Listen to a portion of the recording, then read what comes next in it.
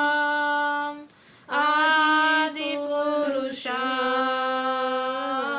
Adipurusham Tamaham Bhajami.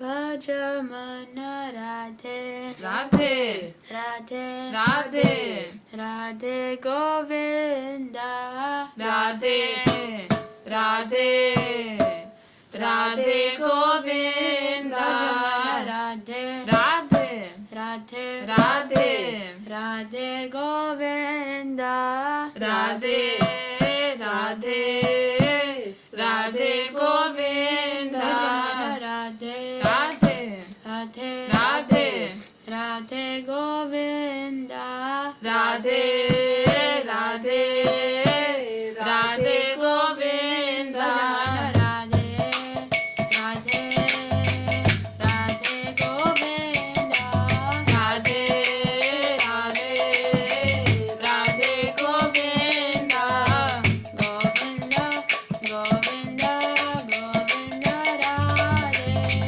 Govinda Govinda Govinda Radhe Govinda Govinda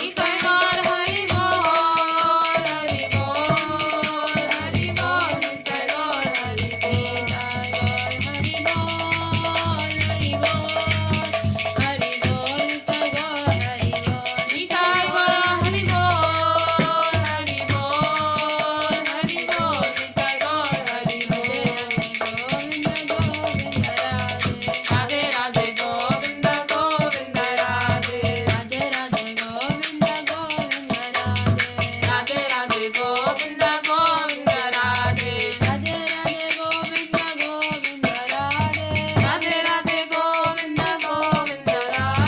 Radhe Radhe Govinda Govinda Radhe. Radhe Radhe Govinda Govinda Radhe. Radhe Radhe Govinda Govinda Radhe. Radhe Govinda. Radhe Govinda. Radhe Govinda. Radhe Govinda. Radhe Govinda. Radhe Govinda. Radhe Radhe Govinda Govinda Radhe. Radhe Radhe Govinda Govinda Radhe.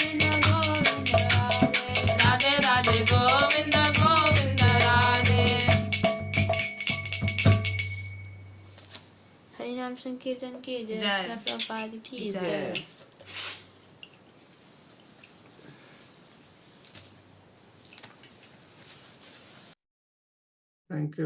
Thank you very much, Mukund and Kanchan, for the kirtan, wonderful kirtan. So still I do not see that Ajit Krishna Prabhu has joined. So we can do the recap. So last class, so we are doing the sixth chapter, right? So is there anybody can volunteer for the recap?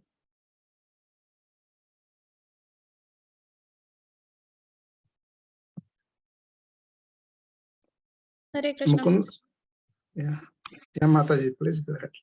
Dandavas pranams all Guru Srila Prabhupada. Yes, Prabhu. So we saw like from 13th to 17th verse, it was Krishna was describing about the yogic process, dhyana, ashtanga yoga. So through that also we can attain Krishna, but it is a long process.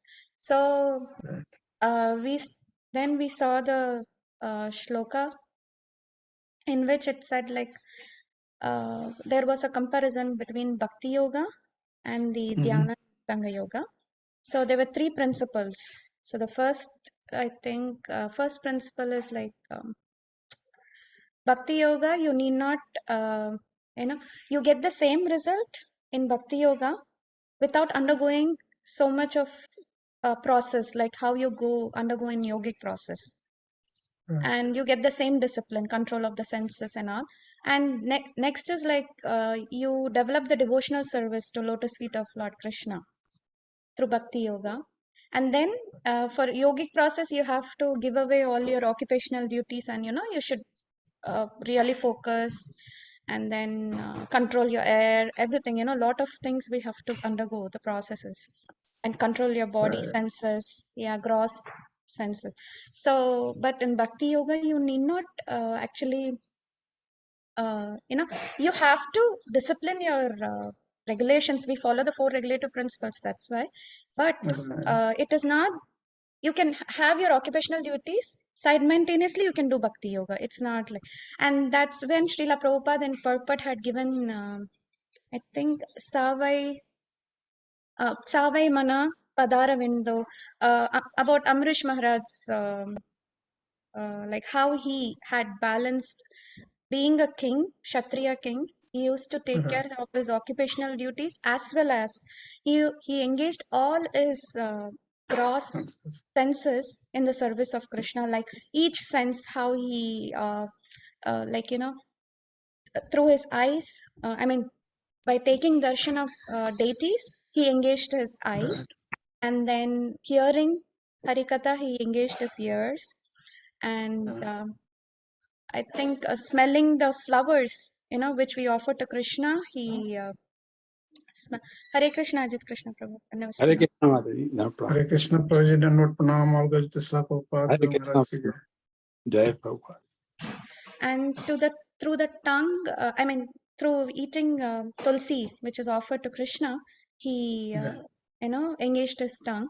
And of all the mind, Shiro Rishikesha, like he offered his head to Lord.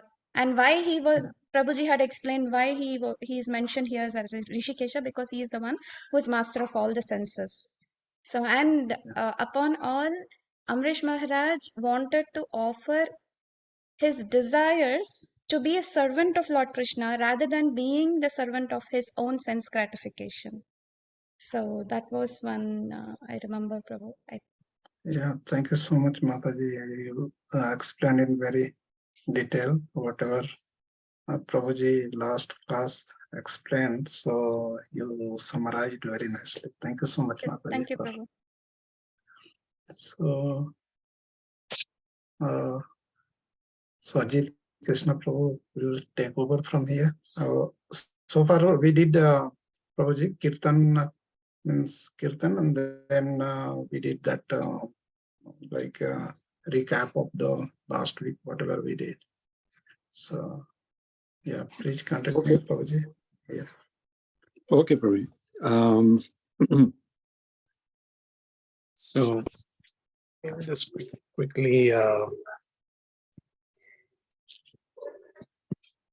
So we had gone through verses 17, 18, 19, 18, 20, 19. till 20. 9. So we had gone through 19, through the lamp in a windless place. So now 20 to 23. So we can start with that. Okay. Mukund, can you make me, or can you share that screen or make me host?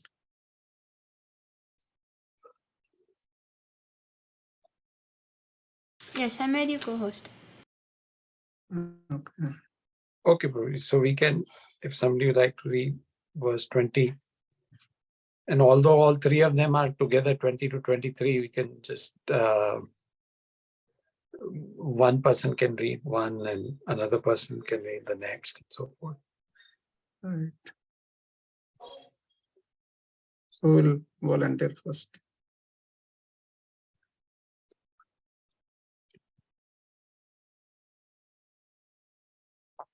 Anybody from? Can I read? This is Mukund. Yeah, please go ahead. Okay. Yatra parmate chittama niruddham No, yoga one sevaya. line by line. Oh, yeah. Yatra paramate chittam Yatro paramate Paramate chitam niruddham yoga sevaya.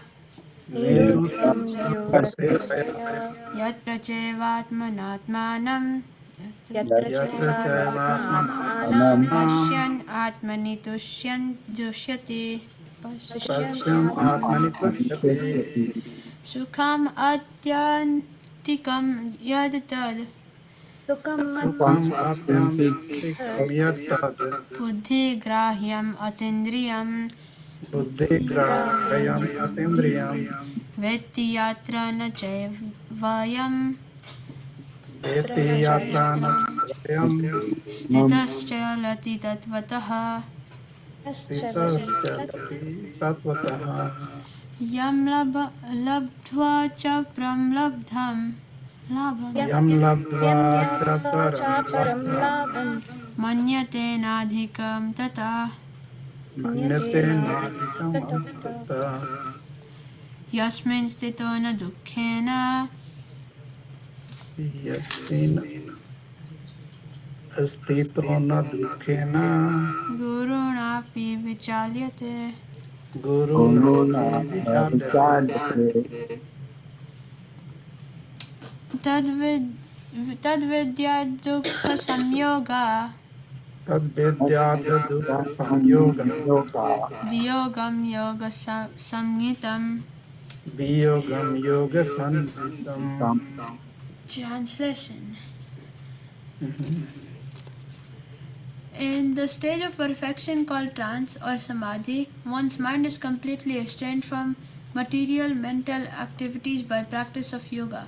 This perfection is characterized by one's ability to see the self by the pure mind and to relish and rejoice in the self. In that joyous state, one is situated in boundless transcendental happiness, realized through transcendental senses. Established thus, one never departs from the truth, and upon gaining this, he thinks there is no greater gain. Being situated in such a position, one is never shaken, even in the midst of greatest difficulty. This indeed is actual freedom from all miseries arising from material contact. Hare Krishna. Hare Krishna. Thank you, Hare Mother. So this is having how many verses, Prabhuji? So 20 to First 23. three. We can do one more, 24. Okay.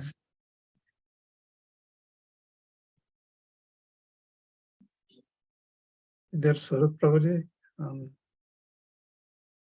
Oh, will be next. Yes.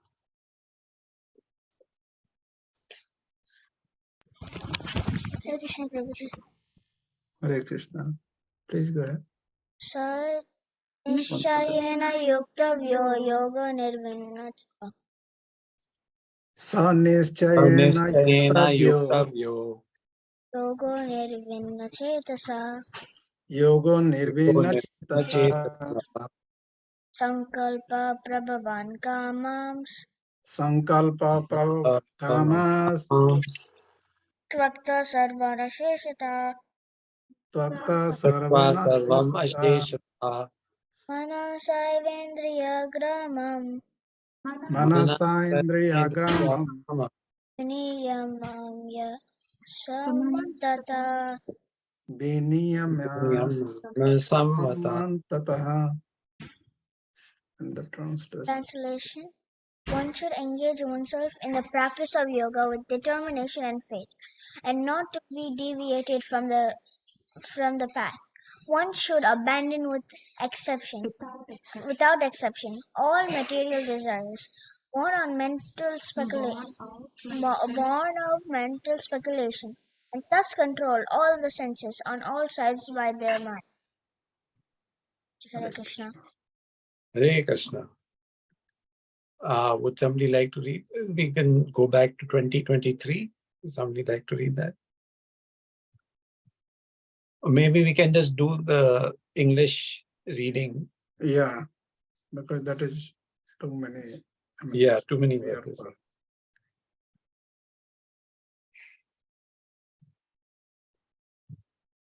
Yeah, anyway. Hare Krishna. Oh, go ahead, Prabhu. Yeah, no, anyway, I told Mataji, please go. I was just asking. Okay. Translation. In the stage of perfection called trance or samadhi, one's mind is completely restrained from material mental activities by practice of yoga. This perfection is characterized by one's ability to see the self by the pure mind and to relish and rejoice in the self. In that joyous state, one is situated in boundless transcendental happiness, realized through transcendental senses. Established thus, one never departs from this truth, and upon gaining this, he thinks there is no greater gain.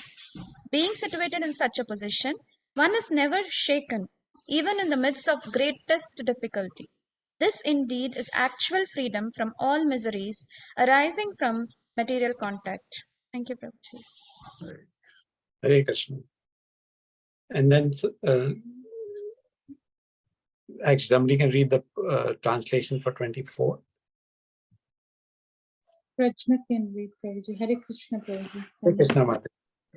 Krishna, please.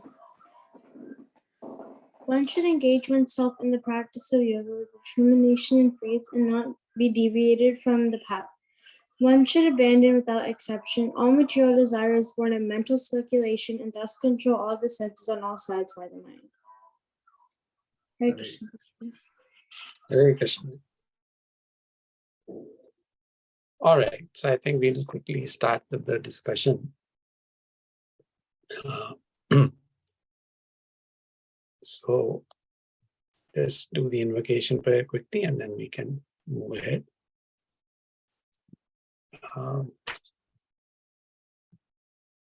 Actually, I just saw, would anybody else like to read the English translation? Actually, Tyaguji is there. He's not got a chance. Anybody else?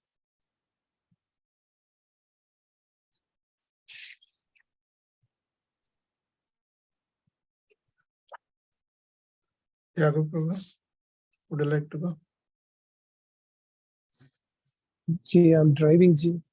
Oh, okay. That's I will read Prabhu this one.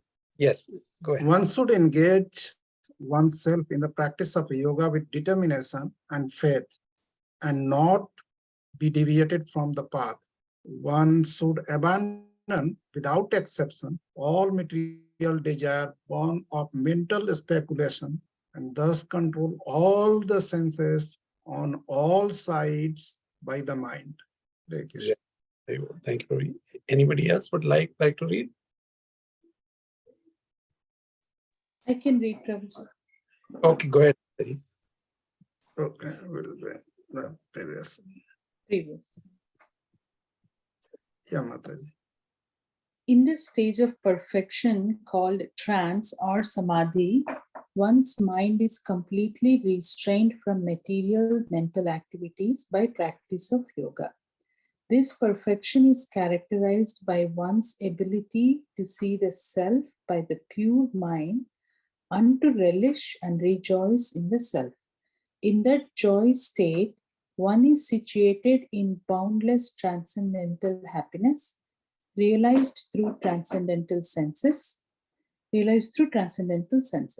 Established thus, one never departs from the truth, and upon gaining this, he thinks there is no greater gain. Being situated in such a position, one is never shaken, even in the midst of greatest difficulty.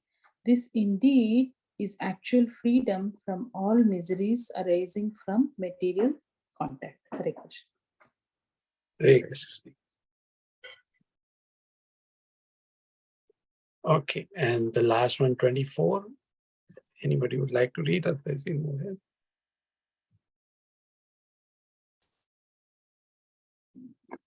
Okay, yes, go ahead, Mataji. I can go, Prabhuji. Go ahead. This is Mukund. Yes, go ahead. One should engage oneself in the practice of yoga with determination and faith and not be deviated from the path. One should abandon without exception all material desires born of mental speculation and thus control all the senses on all sides by the mind. Hare Hare Krishna. All right.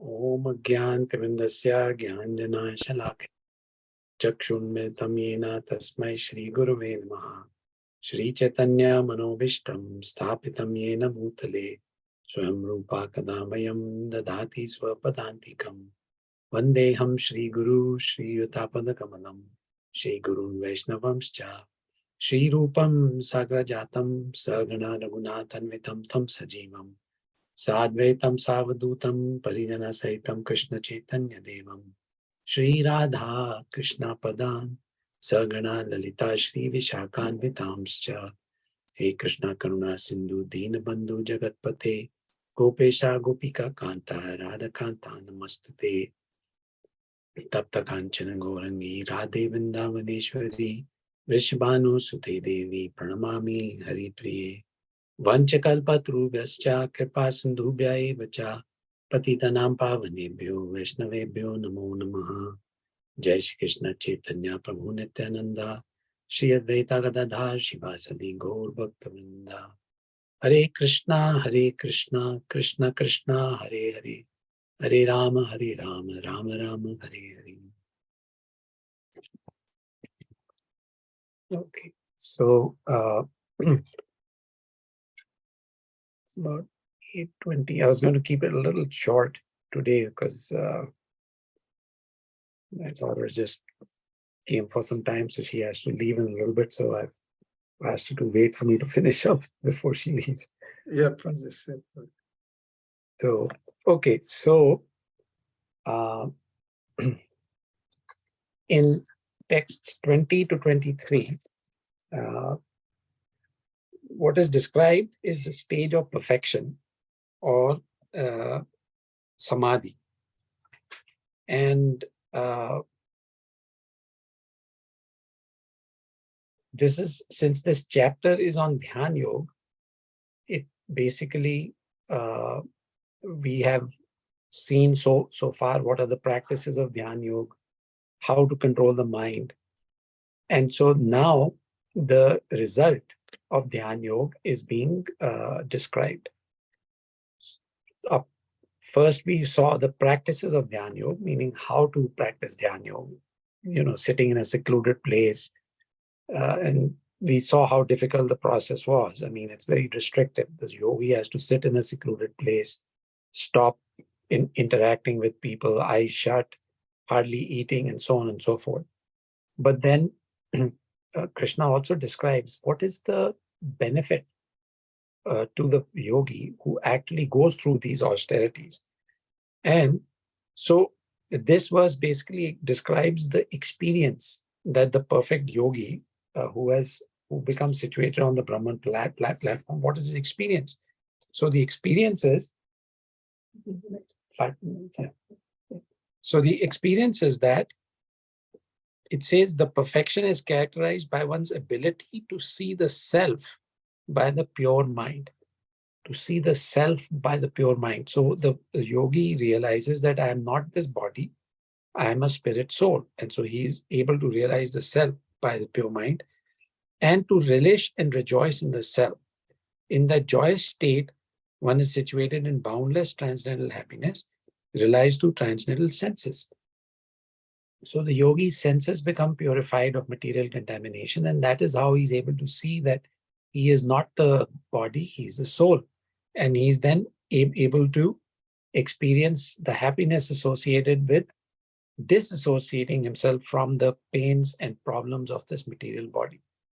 Also, the yogi by Dhyan Yoga manages to realize the super soul, Paramatma realization. So that is why over here the self is given in capitals, capital S, indicating the super soul. So then the translation is, established thus, one never departs from the truth, and upon gaining this, he thinks there is no greater gain. Being situated in such a position, one is never shaken, even in the midst of greatest difficulty. This indeed is actually freedom from all miseries arising from material contact.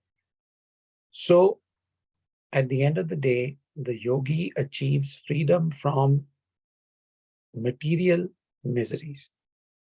How?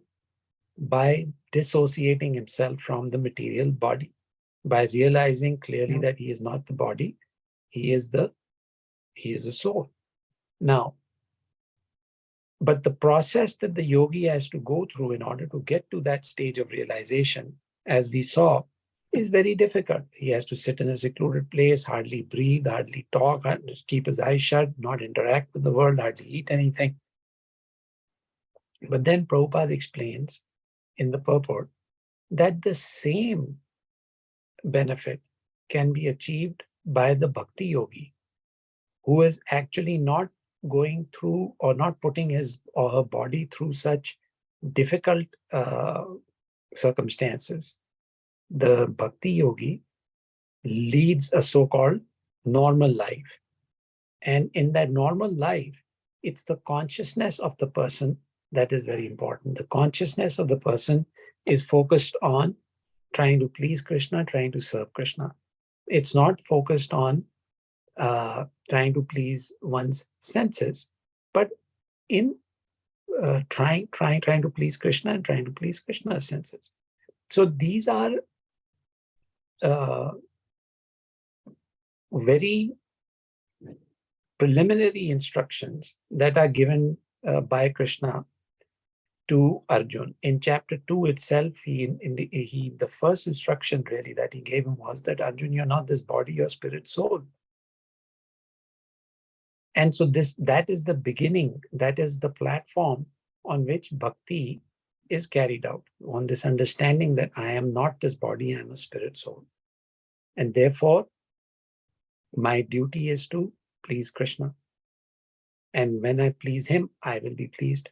So those are some basic tenets that the bhakti yogi understands and follows. But what's being demonstrated here is that the dhyan yogi can also come to the point of understanding that he's not this body, but he's spirit soul, but only after becoming literally perfect in the practice of yoga, which is very, very, very, very difficult. So the chances of a yogi reaching this platform of understanding are very slim. Whereas for a bhakti yogi, those of us who fall in Krishna consciousness, These are some of the initial things only that are explained to the person. So you can see, you can contrast and see how much easier this process of bhakti yoga is. And that's why Krishna is strongly recommending to Arjun to follow the process of bhakti yoga. And we are extremely fortunate that Chaitanya Mahaprabhu has come and made the process so practical for this age of Kali Yuga, where you don't have to give up your family, your work, and go and live in a secluded place and not talk and not eat and practice yoga, asanas, etc. in order to achieve this level of happiness. This can be achieved by practitioners of bhakti yoga as long as we try in a humble mood, following the principles that Chaitanya Mahaprabhu has given, following the instructions of the acharyas, and offenselessly chanting the holy names of the Lord.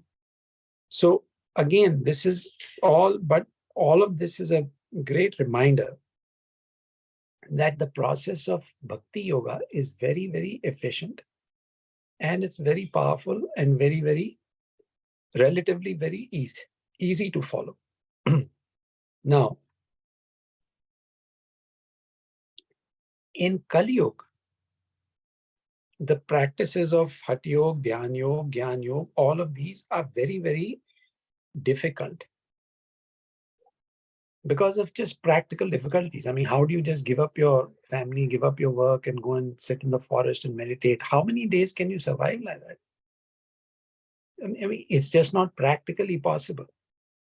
So even though Dhyan Yoga is given in Bhagavad Gita, it is described in Bhagavad Gita, we understand that it's very difficult in Kali Yuga to practice it.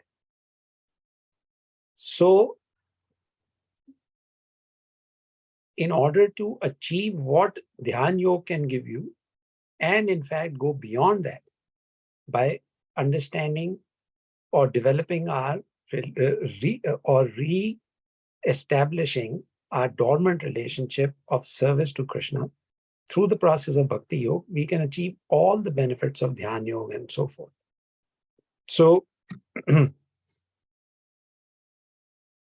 even though the process of Bhakti Yoga is relatively easy, it is not 100% easy. So in text 24, the method to obtain, the perfectional stage in Dhyan Yoga is given. And let's see, it says one should engage oneself in the practice of yoga with determination and faith and not be deviated from the path. Now, this is true for practice of Bhakti Yoga as well. Determination and faith is very important. One should abandon without exception all material desires born of mental speculation and thus control all the senses on all sides by the mind. So we've already discussed this, that the mind is the instrument that drives the chariot, that drives the horses and chariot of the material body. And the mind is controlled by the intelligence. Intelligence is the chariot driver, mind is the reins, horses are the senses. So that same thing is being described here, that one should control the senses by the mind. One should control the senses by the mind, but how can we control the mind? By spiritualizing and strengthening our intelligence. Now how can we strengthen our intelligence and spiritualize our intelligence? Through the process of Shravanam, Kirtanam, Vishnu Smaranam, and the other 6 processes, so total of 9 processes of devotional service. But Shravanam and Kirtanam, the first 2 are the most important for achieving success in controlling the mind. But underlying all of this is one basic principle, and that is faith. Faith is very important because when you are practicing Bhakti Yoga also, after some time people say, I've been practicing for so many years and I'm not seeing any big major difference. Even though really if you think back and assess what you were before practicing Bhakti Yoga and what you are now, you will see that there's been a huge transformation, a huge difference. But still, sometimes this question arises in people's minds, that will there be success at the end of this process? Will I be able to succeed in pleasing the Lord by following this process? And so, in order to overcome those doubts and in order to stay enthusiastic despite doubts, despite impediments, despite problems, the concept of faith is described. And Krishna says one should engage oneself in practice of yoga with determination and faith. Now, why is faith very important? First of all, what does faith mean? Would anybody like to take a quick stab at answering that? What does faith mean? Yeah, go ahead, Mataji. Surendra Mataji. Prabhuji, you believe in something. Right. And you're comfortable and confident of it. Right. Now, that's a very good answer, that you believe in something. Now, let me ask another question following up on that. If you are required to believe in something, does it mean that you know for sure that this thing exists, or you are believing in it? Do you know for sure, or do you not know for sure? Both are same. No, I don't know. Okay. Let me give you an example. You can touch your nose. Yes. Okay. And you will say, this is my nose. Yes. So you know that this is your nose, right? Is there Sure. Is there any doubt, or is there any question about that? No. No, you know for sure, right? Yes. But if there was something that you didn't know 100% for sure, for example, if I said the sun is 100 billion miles away from Earth, it's written in the book, and you accept it, but do you know that for a fact? No, I don't know. But You still don't. You believe in. You believe it, right? Why? Because it's told from a trusted source, by a reliable guru, teacher, or something like that. Right. Because not everything can be proven, seen, visible, but you may feel it, or because it's coming from a trusted source, you believe it. Like if my parents say something, I believe it.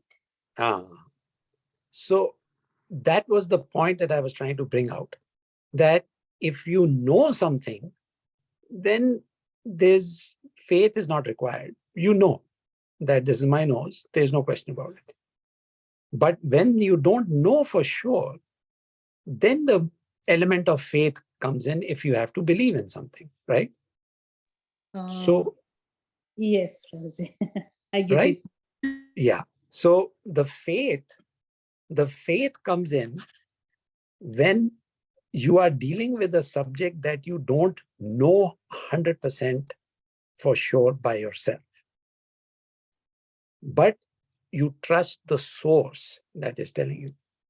Like, as when we are children, if our parents tell us, don't go out at night, it's not safe, you believe them. You don't, that the child doesn't know what are the dangers out there, right? The child doesn't know. Child is innocent. Child doesn't know what dangers are out there, but they trust the parent. They say, oh, my parents are saying don't go, that means I shouldn't go. It's not good for me, right? So that is faith, right?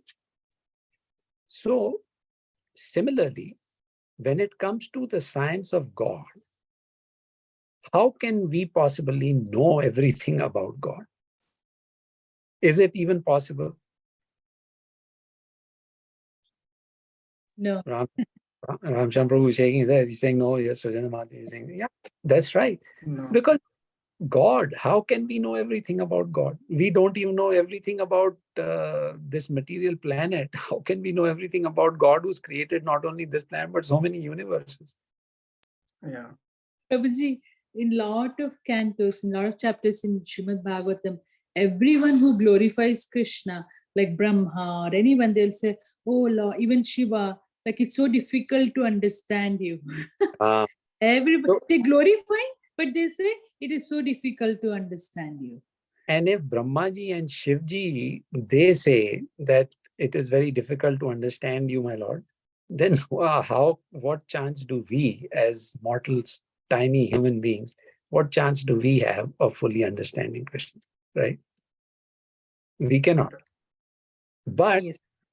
but that doesn't mean that we have blind faith.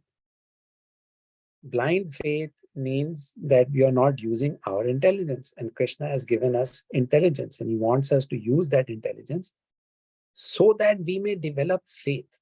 So when our faith is based on using our intelligence, then the faith becomes firm, and then the faith is not shaken. It's not on shaky ground. Then we have strong faith. Then we have determination, because we reason things through. And when we reason things through, we also realize that there's not everything that I can reason through with my own mind, because my intelligence is limited. And I'm talking about a subject, talking about God, who is unlimited. So how can, if Brahmaji and Shivji and great authorities cannot fully understand him, I also fully cannot understand him, then I accept it. Then I accept it. Just like a child accepts what his parents tell him, similarly, we as rational grown-up adults, when we accept that we have limitations, and we realize, okay, my limitation is that I can only know up to so much, I cannot know beyond that. Therefore, let me accept the words of authority. Let me accept the words of a trusted source. That is intelligence. And so, with that kind of intelligence, we reach a point where we've done enough reasoning, and then we reach a point where we say, okay, now beyond this, I cannot reason with my brain, so I will accept what I come across, as long as it's coming from a bona fide source. So if the source is Shastra, then it is logical, it is sensible, and it is intelligent for us to accept what Shastra says. So Sridhani Mataji, you have a question? You raised your hand? Or? Prabhuji, yes, Prabhuji, I raised my hand. My daughter is asking, what if Krishna doesn't give intelligence? Then how will they know? They cannot understand. So I don't have the answer to tell her. So what is the question? What if Krishna doesn't give Because, intelligence? yeah, you mentioned that. Question, please. You can tell your question. It's like a more specific question, but it's like, what if someone has like a disability, like a learning disability? How can they utilize their resources in a way to Understand. understand the essence of faith? Right. Okay. Well, that's a very, very good question.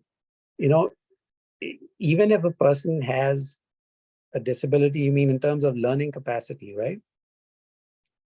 Yes, Prabhuji, that's what she. Okay. So even if the learning capacity is limited, a person always has enough intelligence, as long as they're alive, to know who to trust and who not to trust. They'll still have, like, their caretakers, for example, who they trust. Right. And so if the caretaker talks to them about God, most of the times you'll see that people accept it. You know, it is the acceptance, even under those circumstances, the acceptance that God exists and the acceptance that God is there to help us. Even under those circumstances, if a person is blessed enough by the mercy of the Lord and by the mercy of a devotee, maybe, they will get the intelligence to accept this much. So that's where Vaishnav Kripa, mercy of the devotee, is very, very, very important. And that can be given to such a person in the form of Krishna Prasad. If they just eat Prasad, and if they just hear a little bit in their ears, the Hare Krishna Mahamantra, for example, or just glorification of the Lord, at the right time, Krishna will give them the intelligence by which to accept it. Thank you, Babuji. That was a good answer. You're welcome, Mataji. Very, very, very, very nice question. So just coming back to this verse, and I'll just try and wrap up quickly. So coming back to verse 24, Krishna says we should engage ourselves in the practice of yoga with determination and faith and not be deviated from the path. So the main point here is about faith, developing faith. And every human being at some point accepts that they have limitations. However much confidence they may have in themselves and their abilities and everything, it's only normal and intelligent to accept that, look, I am not everything. I have limitations. Every human being has limitations. So when somebody accepts those limitations in the context of spiritual realization, that I can only understand so much, and the rest I will accept if it's coming from Shastra. Don't accept anything that somebody just told you, oh, this Babaji told me. I mean, I don't know, if the Babaji is very elevated, that's fine. But as long as there is some scriptural reference, as long as you can see, oh, where is it written in the Shastra? And when you are given the scriptural reference, here it is. It's coming from this Shastra, Bhagavad Gita, chapter so-and-so, verse such and such, Krishna says. So when you have that reference, then it is logical to accept and not unnecessarily reject and say, oh, I don't believe it. I don't believe it. That will make the path of spiritualization difficult. So if we accept on the basis of faith, because it's coming, or if we have faith in the authority, then that's an intelligent approach to take. So, all right, Prabhuji, Mataji, I'll stop here. Sorry, little rush. Gajendra tried for 1,000 years, right? Right. Gajendra tried himself to escape and fight for 1,000 years, but finally he gave up, saying that Lord only will protect. So Lord is there, so he will protect him. Yeah. Right. Prabhuji, even in our daily life, right? Anything comes, even a very small thing, we think, oh, no, I should do like this. Oh, this. And then when we are tired or when we feel, oh my God, I don't know, Krishna, can you help? Why like that? Why the very first instance? A lot of times, even I have thought to myself, I had to go through this agitation and then only I think of Krishna like that. Why? I don't know. Well, so that is where the practice of yoga comes in. When our practice of bhakti yoga, that is designed to remind us on a daily basis about the presence of Krishna, so that then we don't have to go through this exercise where we are defeated and then we accept Krishna. But if we accept Krishna right from the start, then he keeps helping us along the way. Practice is the key. Practice makes perfect. That's exactly the thing. And we are going to come to this thing about practice in the next 2 or 3 verses. So next time we'll take that up. So I'll stop here, Mataji, Prabhuji. Maybe if there are more questions, we can take them next week, if that's okay with everybody. Yeah, Prabhuji, you have to. Sure, Prabhuji. We'll end the session. Prabhuji. Okay, Mataji, Prabhuji. Thank you all very much. Thank you, Prabhu. Thank you very much. पतितानां पावनेभ्यो वैष्णवेभ्यो नमो अनंत कोटि जय श्रीला प्रभुपाद जय अजित कृष्णा प्रभु जी की जय प्रभु जी for wonderful session and giving out your association. So Mukta Sangha Prabhu is not available today. So yeah, yes, we do not have any announcement. So yeah, we'll end the session. His birthday, Prabhuji. Mukta Sangha We just chant one. We just. Yeah, let's chant one time. Or yeah, he is doing a silver jubilee. I think 50th. Yes, Prabhu. Okay. We'll chant for him. Okay. Hare Krishna, Hare Krishna, Krishna, Krishna, Hare Hare Rama, Hare Rama, Rama, Hare. I thought I would see. We wish him a happy Krishna conscious birthday. Thank you. Okay, Prabhu. Hare Krishna. Thank you. Hare Krishna. Hare Krishna.